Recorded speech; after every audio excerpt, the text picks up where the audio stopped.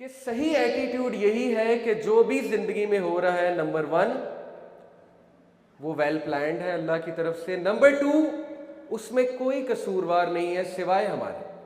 यही अच्छा एटीट्यूड है। मैं जिंदगी में बहुत डर डर के अक्सर ज़िंदगी गुजारी। कभी किसी के खो जाने का डर, कभी किसी चीज़ के चले जाने का डर, कभी जॉब ना मिलने का डर, कभी फाइनेंस चले जाने का डर, कभी यहाँ से डर, कभी वहाँ से डर, कभी ये डर कि वो कुछ ना कर दे, कभी ये डर कि ये चीज़ हाथ से ना चली जाए। डर डर डर। और उस डर की वजह से ग्रोथ रुक गई और हुआ कुछ भी नहीं। वो डर कभी भी पूरे नहीं हुए।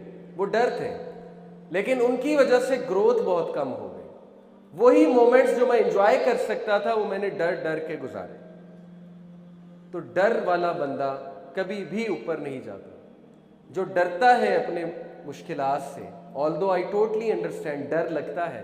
मूसा अलैहिस्सलाम को भी लगा जब वो सरपेंट सामने आया, कोबरा, बहुत बड़ा स्नेक, जो उनका स्टाफ था वो स्नेक बन गया। तो अल्लाह ने कहा मूसा को डर लगा। तो डर नेचुरल है, लेकिन डर को फेस करना, इसी का नाम करेज है। जो शख्स डर को फेस करता है, डर का मुकाबला करता है, खड़ा होता है अपने फियर्स के सामने, सोचें उसको दुनिया की कोई चीज नहीं हिला सकती। बड़े से बड़े मुश्किल आ जाएगी, वो मुस्कुरा रहा होगा। कोई सख्त से सख्त बात उसे कर जाएगा, उसके चेहरे पे एक इत्मीनान बख्श मुस्कुराहट होगी, क्योंकि उसे पता है कि कोई मेरा कुछ नहीं बिगाड़ सकता। इज्जत और जिल्लत मेरे रब के हाथ में है। उसने सीरत पढ़ी हुई है, उसको पता है कि कोई जितनी मर्जी साजिश कर ले, दुनिया इधर की उधर हो जाए, अगर अल्लाह ने कुछ लिखा है तो लिखा है, अगर अल्लाह ने देना है तो देना है। वो चट्टान बन जाता है, चट्टान की तरह मजबूत। उसके एनिमीज जितना मर्जी उसके खिलाफ साजिश कर ले, जो मर्जी प्लान आउट कर ले, वो ग्रो पे ग्रो कर रहा होता है, आगे बढ़ रहा होता है। दुनिया देख रही होती है कि वो आगे बढ़ रहा है, दुनिया हसद कर रही होती है, लेकिन अल्लाह उसे इज्जत दे रहे होते हैं, क्योंकि वो बरी हो चुका होता है इन चीज़ों से, वो डरों से निकल चुका होता है। तो याद रखें कि डर एक अच्छा एटीट्यूड नहीं है। डर से निकलें, अपने डर का मुकाबला करना सीखें। ये क्लिप मैं आपको दिखा रहा हूँ, बड़ा ही ज़बरदस्त क्लिप है, एक मूवी से मैंने लिया। इसको प्ले मेरा ख्याल वहाँ से करना, okay, it has got played. You can see के ये लोग कितनी प्रैक्टिस करते हैं। है तो ये मूवी का scene, but actually this is what happens, कि लोग अपने डरों को फेस करते हैं, और जिसका जो डर होता है वो उसका मुकाबला करता है जाके, ताकि उसका वो डर खत्म हो जाए, उसकी जिंदगी में वो चीज रिलैक्स्ड हो जाए। तो then again he is trying to eliminate his fears. Although fears कभी भी मुकम्मल तौर पे एलिमिनेट नहीं होंगे, लेकिन आप में सकत जरूर आ जाएगी खड़े होने की, मुकाबला करने की। मैं नौजवानों को अक्सर कहता हूँ, आप लोग डरते हैं, छोटी सी बात है, आप फलाने सब्जेक्ट से डरते हैं, केमिस्ट्री बहुत मुश्किल है ए लेवल की, ओके, ये फलाना सब्जेक्ट बहुत मुश्किल है, ये आपका एटीट्यूड है। आपको पता ही नहीं कि आप में आइंस्टाइन वाली कैपेबिलिटी है, उसका जो दिमाग था वो सेम आपका दिमाग है, उसके पास 24 घंटे थे, आपके पास 24 घंटे। आप केमिस्ट्री से डर रहे हैं, आप फलाने सब्जेक्ट से डर रहे हैं, फलानी डिग्री से डर रहे हैं, आप एक जॉब से डर रहे हैं, एक इंसान से डर रहे हैं। आप में अल्लाह का डर नहीं है। आपको ये नहीं पता कि अल्लाह के हाथ में सक्सेस है, कोई आपका कुछ नहीं बिगाड़ सकता। तो डर जो है वो इंसान को खा जाता है अंदर से। और याद रखें कि एटीट्यूड वही है जो मुसलमान वाला एटीट्यूड होता है। और मुसलमान वाला एटीट्यूड क्या है? मुसलमान काश नहीं कहता। अल्लाह के नबी सल्लल्लाहु अलैहि वसल्लम ने फरमाया कि काश, if the word is from Satan. मुसलमान काश नहीं कहता, बाकी लोग कहते होंगे। वो ये नहीं कहता काश ऐसा हो जाता तो ऐसा हो जाता। वो खुद अपनी डेस्टिनी लिखता है, खुद तकदीर लिखता है अपनी। इलामा इकबाल ने कितना समझाया अपनी शायरी में हमें कि खुदी को कर बुलंद इतना कि हर तकदीर से पहले खुदा बंदे से खुद पूछे बता तेरी रजा क्या है। एग्जैक्टली ये है सिचुएशन। तो मुसलमान वाला एटीट्यूड अडॉप्ट करें, अपने आप को पहचानें। आप किसकी वर्शिप करते हैं, जिस दिन आपको पता लग गया आप तो उड़ते फिरेंगे। आपके तो मसले जो है वो धूल बन के उड़ जाएंगे। धुआं बन के उड़ जाएंगे। अल्लाह के सामने भी कोई मसला है? ये जैसे एक छोटा सा बच्चा किसी बहुत बड़े बिजनेसमैन, दुनिया के सबसे बड़े बिजनेसमैन के पास जाके कहे कि अंकल मुझे टॉफ़ी ले दें, टॉफ़ी ले दें, तो टॉफ़ी उसके लिए कोई मसला है? बिजनेसमैन के लिए। तो अल्लाह के लिए आपका कोई भी बड़े से बड़ा मसला मुश्किल है? कोई आपको वो फराहम करना को मुश्किल है? तो स्ट्रेंथ अल्लाह से पकड़ें, अपने एटीट्यूड को ठीक करें। ये एटीट्यूड ना रखें कि काश ऐसा होता, काश ये हो जाता, काश वो हो जाता। मुसलमान काश नहीं कहता। So attitude is everything in life. Change your attitude, change your destiny. आज से ही बकअप करना शुरू कर दें, अपने आप को थपकी देना शुरू कर दें कि you are doing good in life. दिया करें, अपने आप को शाबाशी दिया करें। ऐसे दिन आएंगे आपकी जिंदगी में जब आपका उठने का दिल नहीं करेगा। आपको लिटरली यहां से पकड़ के, अपने आप को यहां से पकड़ के यूं उठाना पड़ेगा। उठो, गेट अप, और निकालो उसको जो तुम्हें डिमोटिवेट कर रहा है। कोई मदद के लिए नहीं आएगा, ये मैं आपको पहले बता दूं। Be a lone wolf, although expect good but don't expect people to hold your hands. आप हैं और अल्लाह है, बस जिंदगी यही मुख्तसरन है। बाकी माँ बाप बहुत सिंसेयर हैं बेशक, लेकिन कभी कभी इंसान अकेला लड़ता है, उसकी बहुत सी वजूहात होती हैं। तो अकेला लड़ना सीखे, अपने एटीट्यूड को चेंज करें, अपने आप को पहचानो, चट्टान बन जाओ। It all starts from your mind set, your attitude. Change your attitude, change your destiny. मसला यह है कि हमारी जिंदगी में मेजॉरिटी मसले हमारे एटीट्यूड की वजह से। ये मैं नहीं कह रहा है, कुरान कहता है। अल्लाह ताला ने कहा चैप्टर 10 वर्स 44 सूरह यूनस आयत नंबर 44 में, इन्नल्लाह ला यज़लिमुन नास शैअन वलाकिन्नन नास अनफुसहुम यज़लिमून। बेशक अल्लाह इंसान पे जुल्म नहीं करता, इंसान खुद अपने ऊपर जुल्म करता है। कैसे? गलत एटीट्यूड। मैं आपको चंद गलत एटीट्यूड्स गिनवाता हूं क्विकली, इंशाल्लाह आपके सामने बहुत अच्छे से बात वाज़ेह हो जाएगी। क्या है गलत एटीट्यूड जिनकी वजह से हम मार खाते हैं? स्पेशली मेरे यंगस्टर से खिताब कर रहा हूं इस वक्त। नंबर 1 जी, what is this? Comfort zone.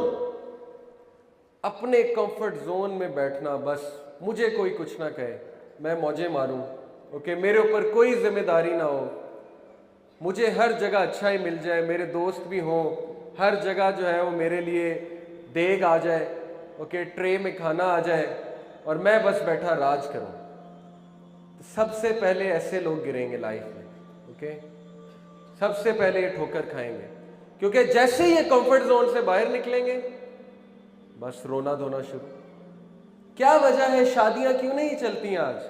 हम कंफर्ट जोन में इतने अटैच हो चुके हैं, इतने अटैच हो चुकी है हमारी यूथ कि जैसे ही जिम्मेदारी पड़ती है तो वैसे ही कंफर्ट जोन डिस्टर्ब होता है। जब कंफर्ट जोन डिस्टर्ब होता है तो फिर रोना धोना शुरू हो जाता है, स्ट्रेस आ जाता है, स्ट्रेस से डील कर नहीं सकते, कोलैप्स कर जाते हैं, डिप्रेशन में चले आते हैं वगैरह वगैरह। तो कंफर्ट जोन में रहने वाला बंदा तरक्की नहीं करता, क्योंकि कंफर्ट जोन में कुछ ग्रो नहीं करता। कंफर्ट जोन में फिर इंसान मोटापे की तरफ ही जाता है और कुछ भी नहीं। जैसे वो पिछले दिनों एक फनी पिक्चर भी आई हुई थी इंटरनेट पे कि उन्होंने कहा था life defined in one picture, life sadness defined in one picture. क्या था कि एक तरफ गेम्स का रैक था, PS4 की गेम्स का रैक था, दूसरी तरफ पैम्पर्स का रैक था, और वो जो लड़का था उसने अपना बच्चा उठाया हुआ था, वो बड़ी हसरत से PS4 गेम्स की तरफ देख रहा था, लेकिन दूसरी तरफ लेना उसे पैम्पर्स थे। तो वो उसकी सैडनेस थी कि क्या ही दिन थे, PS4 खेला करता था, कोई जिम्मेदारी नहीं थी, अब पैम्पर्स लेने जाना पड़ता है, ओके। तो जिम्मेदारी कभी ली ही नहीं ना, इसलिए अब जब जिम्मेदारी आई है तो स्ट्रेस आया है, जिम्मेदारी के साथ स्ट्रेस तो आएगा। स्ट्रेस के लिए अपने आप को तैयार नहीं किया हुआ था। कितने लोग हैं जो कंफर्ट जोन से नहीं निकलते, वो सारी उम्र दोस्तों के साथ ग्रुप्स बनाते हैं, सारी उम्र दोस्तों के साथ रहते हैं, नई चीज़ों को एक्सप्लोर नहीं करते, फिर जैसे ही वो यूनिवर्सिटी में जाते हैं वहाँ पे उनका कंफर्ट जोन ब्रेक करता है, वहाँ पे कंपटीशन आता है, वहाँ पे मुश्किलात आती हैं, वहाँ पे लोग कोई उन्हें एक्सेप्ट करते हैं, कोई नहीं करते हैं, वो तैयार नहीं होते, वो ये समझते हैं कि हम में बहुत बड़ा मसला है और वो उस वजह से अफसुर्दा हो जाते हैं, गिव अप कर देते हैं। इसलिए खुसूसन पेरेंट्स से मैं कहता हूँ अपने बच्चों को कंफर्ट जोन में मत डालें, ये उनके लिए बहुत नुकसानदेह है। Don't give them everything they want, number 1। Number 2, present challenges to them, present competition to them, किसी ना किसी तरह उनको कंपटीशन में डालें। यहूदी किस तरह अपने बच्चों की तरबियत करते हैं, वो बजाय के अमेरिका ले जाएं छुट्टियों में या कहीं और ले जाएं, वो उन्हें बिजनेस कराते हैं, इंटर्नशिप, रेडी पे भी बिठाना पड़े, फ्रूट की रेडी पे वो बिठाते हैं कि बिजनेस तो सीखेगा ना, कुछ तो सीखेगा ना, कल को लीडर बनना, इसने जो है वो स्लेव तो नहीं बनना, तो लीडर कंफर्ट जोन में बन के बैठेगा। इसलिए कंफर्ट जोन में रहने वाला बंदा ग्रो नहीं करता। गलत एटीट्यूड। 2% पीपल का जो माइंडसेट है, सिर्फ 2% का, वो ये है, going for your dreams, confidence, exploring new things, choosing happiness, fulfillment, act in spite of fear, abundance, living without limits, liking change, excitement, embracing the unknown। बाकी 98% लोग इस तरह जिंदगी गुजारते हैं कि वो जो उन्हें पसंद होता है वही करते रहते हैं, नई चीज़ें ट्राई नहीं करते, अपने आप को चैलेंजेस नहीं देते, थोड़ा सा चैलेंज आ जाए एस्केपिस्ट बन जाते हैं, भागना शुरू कर देते हैं, रोने लग जाते हैं, वगैरह वगैरह वगैरह। तो कंफर्ट जोन में बंदा ग्रो नहीं करता। Number 2, me, my self and I, गलत एटीट्यूड जिसकी वजह से हम ठोकरें खाते हैं। सेल्फिशनेस, मैं और कोई नहीं, बस मैं ही मैं। क्या वजह है कि हमारे घर में हम इतना अटैच्ड हो चुके हैं अपने आप से, हम इतना मी, माई सेल्फ एंड आई के शिकार हो चुके हैं कि किसी दौर में गेस्ट आता था, इंसान खुश होता था, अब गेस्ट आता है तो कंफर्ट जोन डिस्टर्ब होता है, उसको टाइम देना पड़ता है, उसके साथ रहना पड़ता है, उसके लिए कमरा खाली करना पड़ता है, वगैरह वगैरह। क्यों? Because me, my self and I. तो जो शख्स हमेशा अपना सोचता है, जिंदगी उसको बहुत गिराती है, बार बार गिराती है। ये तो हॉलीवुड भी बता रहा है ना, Charlie and the chocolate factory देखी है आपने? नॉवल भी बहुत अच्छा है, मूवी भी बहुत अच्छी है, बच्चों की मूवी। उसमें सबसे पहले जो लड़का गिरता है, सबसे पहले जो लड़का कंपटीशन से आउट होता है, जी कोई बताएगा वाई? 5 लोग होते हैं ना, सबसे पहले कंपटीशन से जो आउट होता है, क्या था उसका मसला? टेम्पटेशंस पे काबू नहीं रख सकता, greedy, me, my self and I, मैं हर चीज खा लूं, मुझे हर चीज मिल जाए। तो जो शख्स सेल्फिश होता है तो फिर वो ये शिकायत ना करे कि मेरी जिंदगी में इतनी मुश्किलात क्यों है। गलत एटीट्यूड। 3rd गलत एटीट्यूड, लिविंग इन पास्ट। कुछ लोग माजी से ही नहीं निकलते, उन्होंने अपना माजी का एक कंफर्ट जोन बनाया होता है जहां पे वो जाकर रहते हैं। मिसाल के तौर पे माजी में वो बहुत बड़ी चीज थे, माजी में वो बड़े खुश थे, माजी में जो है वो बहुत लाइक थे, माजी में वो बड़े टैलेंटेड थे, लेकिन अब जब जिंदगी ने मुश्किलात प्रेजेंट की, जिंदगी स्ट्रेस लेकर आई, तो अब वो चीज़ नहीं है, वो कैफियत नहीं है।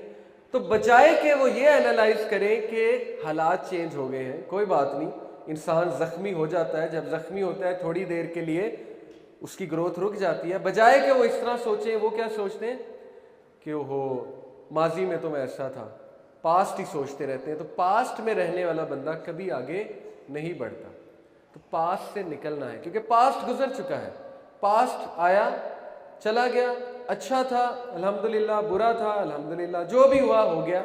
तो पास्ट से निकलना सीखें। एक छोटा सा आपको वाकया सुनाता हूं कि इशफाक अहमद साहब कहते हैं कि मैंने अपने पोते को अपनी गोद में उठाया हुआ था और बाहर बारिश हो रही थी खिड़की के बाहर, और मैं अपने पोते को दिखा रहा हूं कि बेटे बाहर देख, बाहर देख, look at the sky, clouds को देखो, देखो ग्रीनरी देखो, बादल देखो, कितनी खूबसूरत दुनिया है। कहते हैं कि वो डर से खिड़की के एक ही तरफ देखी जाए, एक ही तरफ देखी जाए। तो मैंने कहा कि यार बाहर देखो, क्या हो गया, एक तरफ क्यों देख रहे हो, क्या है ऐसा खिड़की में? तो उसने कहा दादा ये क्या है? तो जब कहते हैं कि मैंने गौर किया तो वहां पे एक मरी हुई मक्खी थी।